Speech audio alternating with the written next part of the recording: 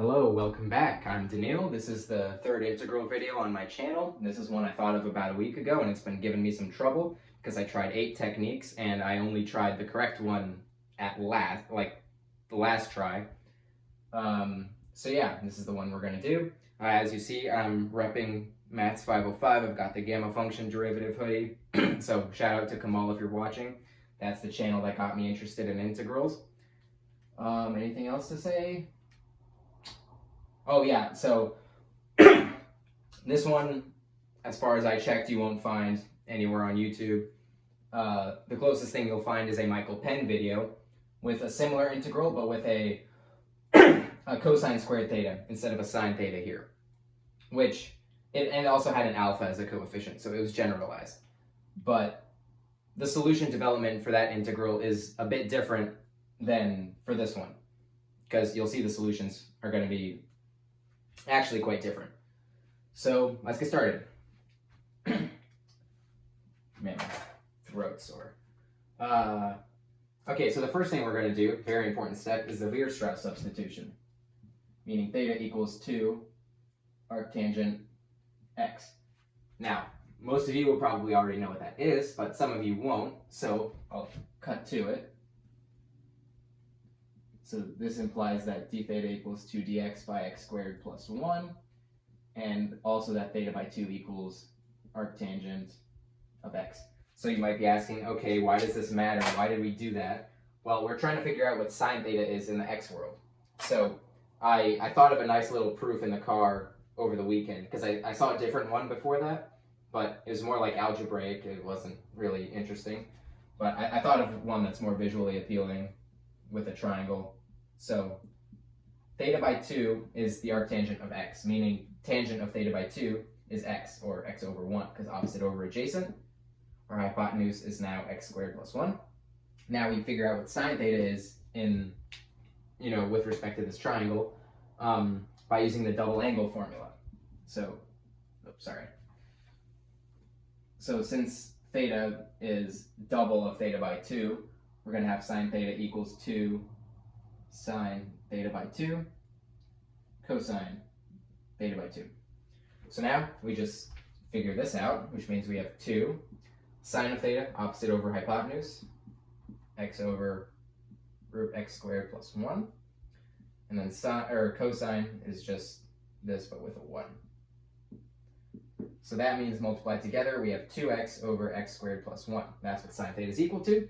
So let's rewrite our integral. We're going to have a 2 from the differential element.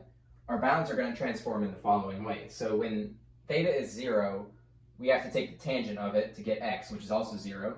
When theta is pi by 2, this 1/2 will turn it into a pi by 4. We take the tangent of pi by 4, and we get 1.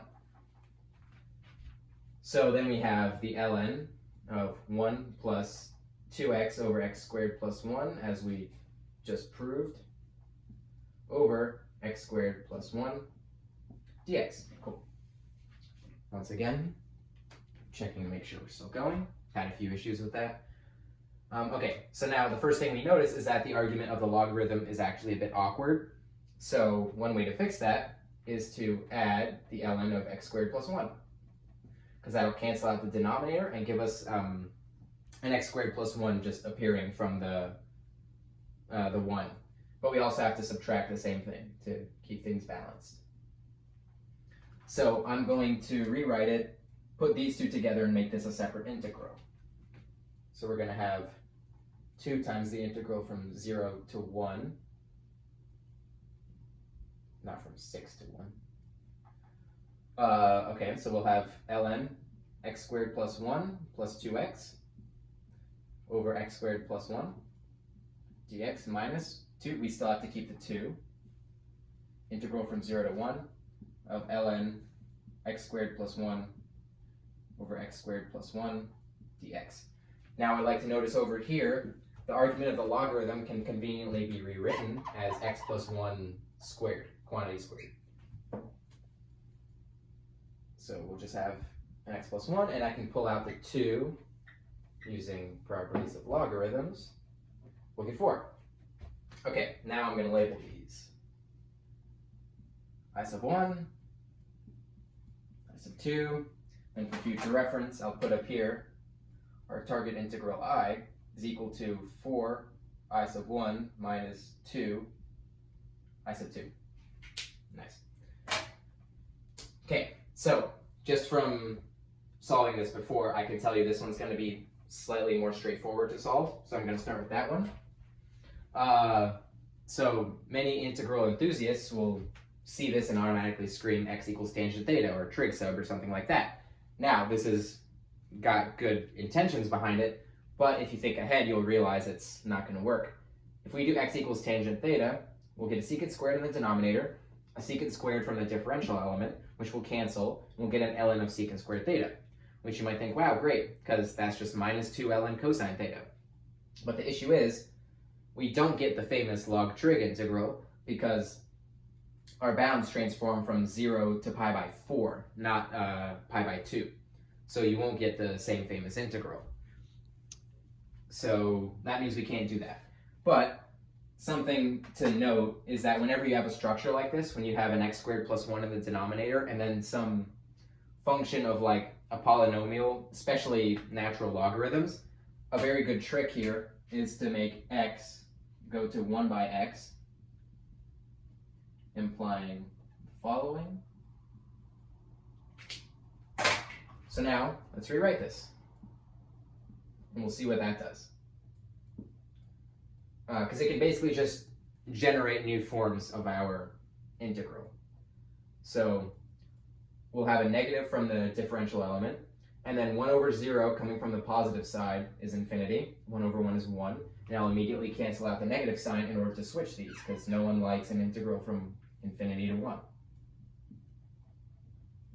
Oops.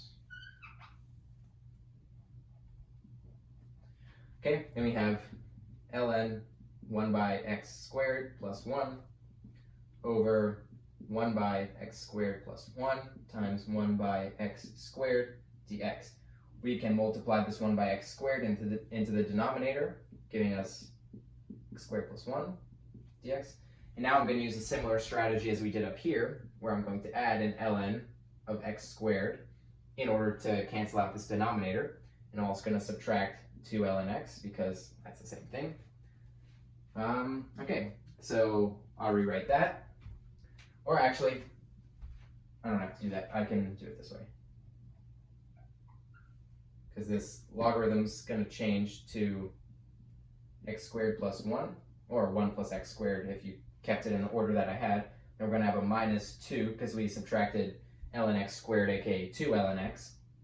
So we'll have integral from 1 to infinity of ln x over x squared plus 1 dx. This is going to be called I sub 3, and this one's going to be I sub 4. Now, oh, no, not yet, actually. I'm missing a step. So, the whole purpose of this was to generate a new integral that has our same integrand that we started with, but with different bounds, which if you notice, this is I sub 2, and so is this. And on both sides, we have an integral of the same integrand. And since these bounds are like adjoining, that means we can connect them into one integral if we just add 2 copies of I sub 2. Meaning, 2 I sub 2 equals, so I'm just going to add these two together. We're going to have integral from 0 to infinity now of ln x squared plus 1 over x squared plus 1 dx minus integral from still 1 to infinity ln x over x squared plus 1. Now this one is actually perfectly set up for our trig substitution if we let x equals tangent theta. So I'm going to first do I sub 3, then I sub 4, just to name them. So, okay, have a comma, I sub 3, we'll have our substitution, x equals tangent theta, dx equals secant squared theta d theta. So then we're going to have I sub 3 being the integral from 0 to now pi by 2, because tangent pi by 2 is infinity, of ln secant squared x, theta, sorry, which of course, you know, trig identities over secant squared theta, and then times a secant squared theta d theta. These of course cancel out. And now ln of secant squared theta is the same thing as minus 2 ln cosine theta. So we'll pull out a minus 2. All right, nice. So now here is the famous integral that we were trying to get. We have integral from 0 to pi over 2 of ln of cosine theta, which I'm not going to solve right now. It's just a famous integral, so I'm sure you can find plenty of videos on it. The answer is minus pi by 2 ln 2 for this part alone. It's a very famous log trig integral.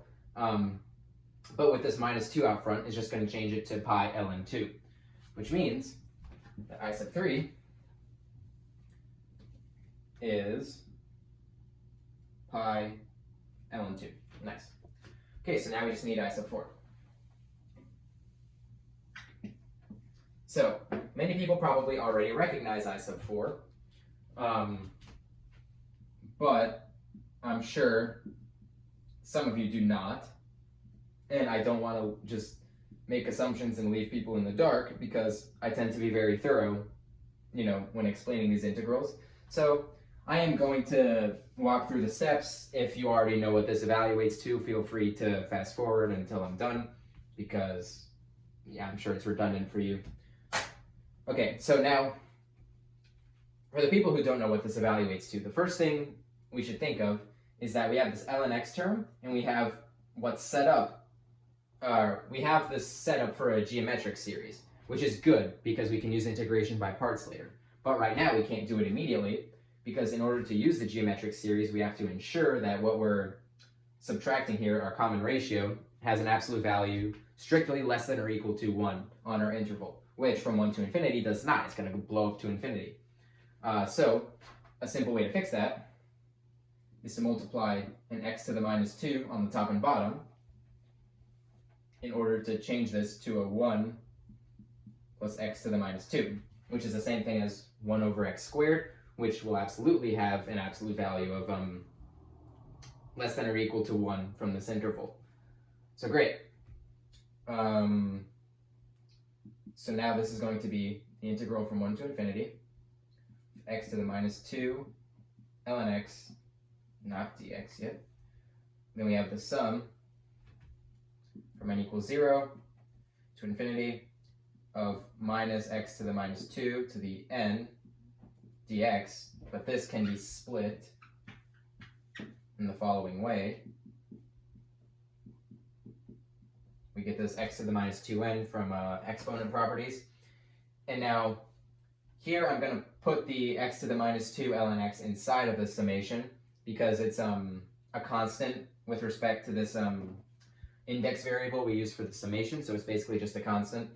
And then we're going to be able to switch the summation and the integration operators, which I can't really explain rigorously why we can. I'm pretty sure it's Fubini's theorem, but I just don't know enough about it to, you know, verbalize it and pretend like I know it. So I just know we can here. It's usually pretty obvious when we can and can't do the switch up, but here we certainly can. So after doing those two steps, we're going to have the sum from n equals 0 to infinity. We can keep the minus 1 to the n out here because it's a constant with respect to x, so we can leave our integration operator. So from 1 to infinity, I'm going to combine our x's into x to the minus 2n minus 2 ln x dx. Cool. Now, integration by parts time. U is going to be ln x, dv is going to be x to the minus 2n minus 2. So we're going to have ln x, and then we have to find our v. So we just need to integrate this term, which is just going to give us 1 over minus 2n minus 2 times x to the minus, 1 over minus 2n minus 1 to the times x to the minus 2n minus 1, which we can factor out a negative out front and just get a 2n plus 1. We'll have it times 1 over x to the 2n plus 1, because the exponent was negative, but then I changed it and put it in the denominator, so it's the same thing. We evaluate this from infinity to 1, or from 1 to infinity, whatever. At infinity, it's pretty obvious this is going to go to 0. I mean, it's indeterminate at first, but one use of L'Hopital's rule will prove it goes to 0, because this exponent term will definitely outrun the logarithm. And then at 1, this x goes to 1 and the logarithm goes to 0. So this entire thing just evaluates to 0. Nice. And now we have to subtract the integral of v du. Fortunately, v had a minus sign already built in, so we can just cancel them into a positive. So we do have a constant, though. We have 2n plus 1. 1 over 2n plus 1.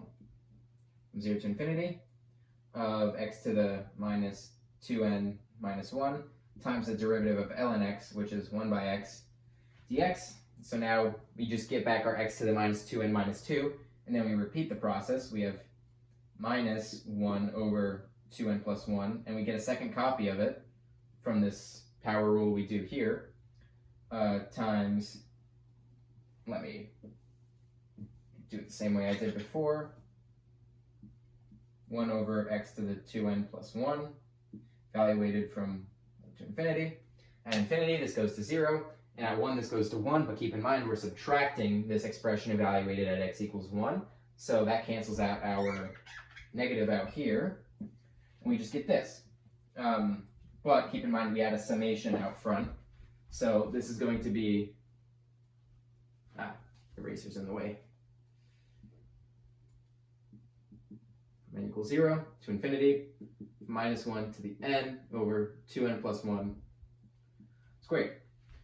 Okay, now this is a very famous sum. It is the precise definition for c, aka Catalan's constant. So that's what many of you probably already noticed this integral turns into, but I figured I'd prove it, so now you know. Let me write this c a little bit better. So yep, Catalan's constant. That's its definition, and we just proved that that integral equals it. So that means I sub 4 here that we had, we can just change to Catalan's constant. All right, nice. Okay, so we can erase all this. And now, keep in mind, this is 2 times I sub 2. So we're going to have to divide both sides by 2 in order to solve for I sub 2. And then we can plug in our value for I sub 2 in this handy dandy little formula I put up there, which is now pi by 2 ln 2 minus Catalan's constant. Okay, great. So now all we need is I sub 1, which will take a little bit more effort. But it's still honestly not that bad. You just need to know the first step. Let's clear this. All right, so this is I sub 1. It's beginning to be my favorite trick, the one I'm about to use, because it just simplifies so many integrals and just lets you crack a lot of non-elementary ones, like this one. So this integral, well, okay, hold up. I need to say I sub 1 so I don't have to write the 4. So I'm going to insert a new variable right next to the x. It's going to be y. Yx plus 1 over x squared plus 1 dx. And I'm evaluating this from y equals 1 to 0. At y equals 1, we just get our ln x plus 1 back at the top, which will give us our target integral I sub 1, well, target for this little operation. And at 0, we'll get ln 1, which is 0, which means I don't have to balance it out with any bonus terms like I did in the last integral. Well, in the last video, I mean. So yeah, but now I can differentiate this term with respect to y, and then make an integral with respect to y with these as the bounds. So that's what I'm going to do.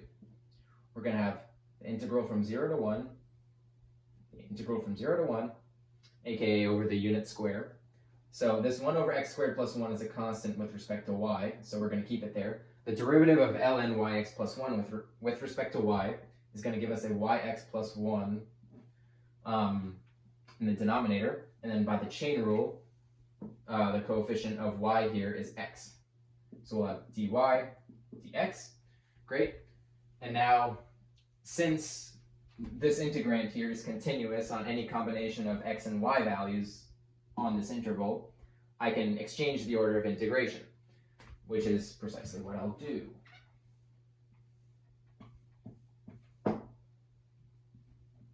Makes it dx dy. I would have to switch the bounds generally, but here the bounds are the same, so I don't have to write that.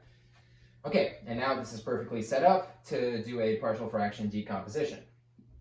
So we need a linear term because we have a combination of x squared and x's. So I'm going to set this over x squared plus 1 plus, not Catalan's constant, like that.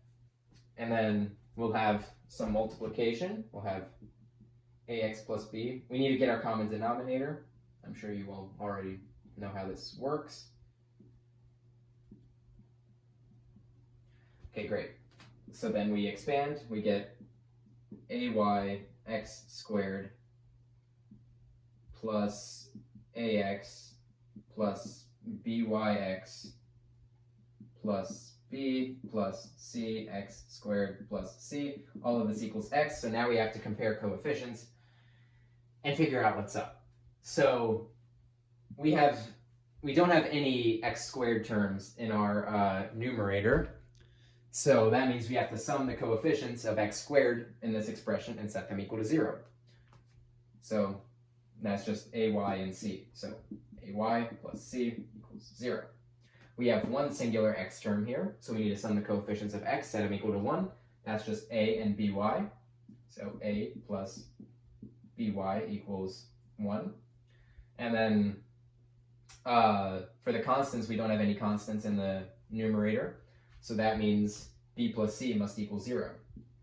I'm not going to use linear algebra this time because this is a very simple solve and it would be inefficient to do that. So we get that b equals minus c from the third formula over there.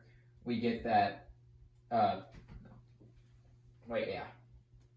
equals negative c over y. And we're going to plug this into a plus by equals 1. So a is minus c over y, so minus c over y. B is minus c, so we're just going to get minus cy, yep, because we have a y next to the b. This equals 1. Now we can factor out a negative 1, change this to a plus, make this negative. And then if we factor out a c, we'll get c times 1 over y plus y, or y plus 1 over y. And then after division, we get that c equals negative 1 over y plus 1 over y, which we can rewrite in a better way. Minus y over y squared plus 1. I just multiply the top and bottom by y. And then we can work backwards. So we know that b is negative c, so that means b equals just y over y squared plus 1. A is minus c over y, so we get rid of the negative and the y. Great. Okay, so now we get that. I wrote that bizarrely. Okay, so I'm just going to write it over here. That's what I should have done in the first place.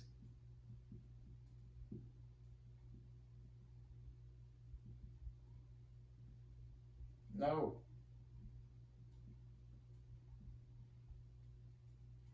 Okay, great. Now let's rewrite our double integral. So 0 to 1, 0 to 1. Now I will notice that all these constants here have a common factor of 1 over y squared plus 1, which I can pull out into the y integral because they are a constant with respect to x, which is the first one we're integrating with respect to. So yeah. So that's just going to give us an x, because a was a coefficient of x, plus y, because we factored out the over y squared plus 1. And then we get a x squared plus 1 in the denominator. And then we subtract, well, we do plus c, but we subtract it because it's negative. Y over yx plus 1. First dx, then dy. And now we can solve these one at a time. So this is basically mental math here for most integration specialists.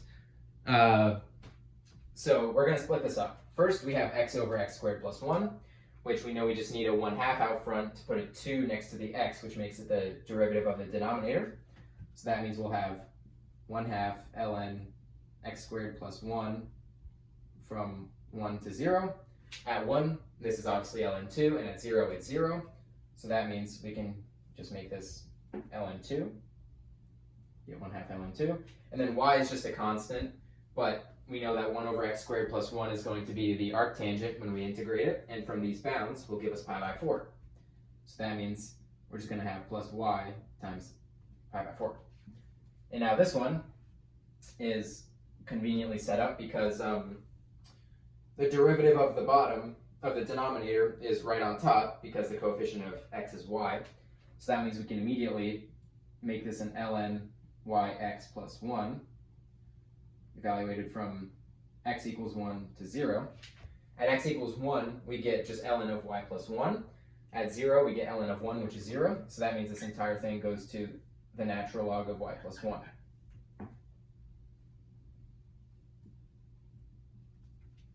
Okay, nice. So now we've gotten rid of the inner integral. So now I'm just going to, I'm just going to distribute this 1 over y squared plus 1. So we're going to have a 1/2 ln 2 over y squared plus 1 plus y pi by 4 over y squared plus 1 minus ln y plus 1 over y squared plus 1 dy. Cool. So now we're just going to step by step this again. So this 1/2 ln 2 is just a constant, and this is the same thing we evaluated earlier, just with a different variable, which we know will give us pi by 4 with these bounds, because they're the same as before. So pi by 4 times 1/2 ln 2 is pi by 8 ln 2. Here we have a pi by 4, which is a constant. And we use the same strategy that we did with the other integral over here, because it was, the exact same. So we need a 1/2, which we already evaluated,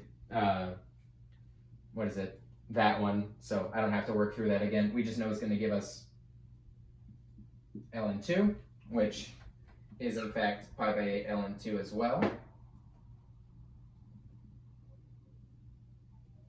Okay, now this one actually looks pretty tricky. Just this random logarithm and then y squared plus 1. However, take a look at I sub 1. They're literally identical. It's just all we have is y instead of x, but that doesn't matter with a definite integral. And we've got the same bounds too. So basically, we've managed to conveniently get I sub 1 back inside of this integral, and since we're subtracting it, we're good. Nothing's going to equal 0. So this right here, just I sub 1. And all of this implies that I sub 1 equals, adding these together, pi by 4 ln 2 minus I sub 1.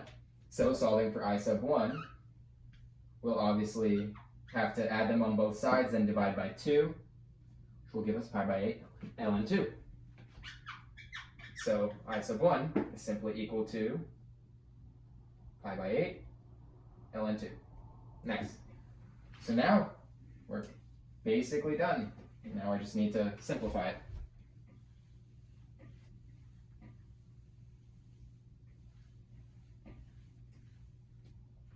So this means I is equal to, distributing this, we get pi by 2 ln 2 minus pi ln 2 minus plus 2c, because the minuses cancel out, which therefore means that our target integral I is equal to 2 times Catalan's constant minus pi by 2 times the natural logarithm of 2.